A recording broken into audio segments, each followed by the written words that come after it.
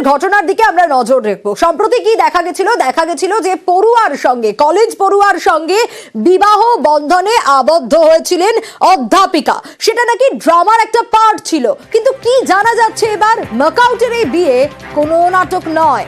বিয়ের ঘটনার সঙ্গে নাকি প্রজেক্টের কোনো সম্পর্ক নেই, যা বলা হয়েছিল। অধ্যাপিকা ছাত্রের বিয়েতে বিশ্ববিদ্যালয়ের সম্পর্কই নেই। বিয়ের সঙ্গে ড্রামা বা সাইকো ড্রামার কোনো রকম কোনো যোগ নেই। বিয়ের প্রাথমিক তদন্ত রিপোর্টে অন্তত এমনটাই উঠে এসেছে। আর এই প্রাথমিক তদন্ত রিপোর্ট পাঠানো হবে শৃঙ্খলা রক্ষা কমিটিতে। নিউজ 18 বাংলাকে জানালেন উপাচার্য তাপস চক্রবর্তী। আগেই ছুটিতে পাঠানো হয়েছে অধ্যাপিকা পায়েল বন্দ্যোপাধ্যায়কে।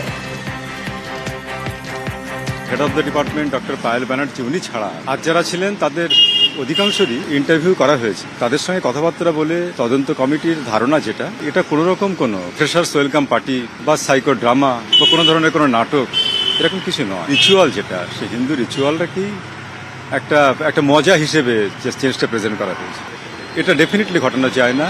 এটাকে আমরা নিন্দা করি এবং এটা করার জন্য উনি কারোর কোনো পারমিশন নেননি। এখন আমরা খুব বেশি এটা নিয়ে করতে পারছি না ক্যাম্পাসের মধ্যে, কারণ এখন পরীক্ষা চলছে।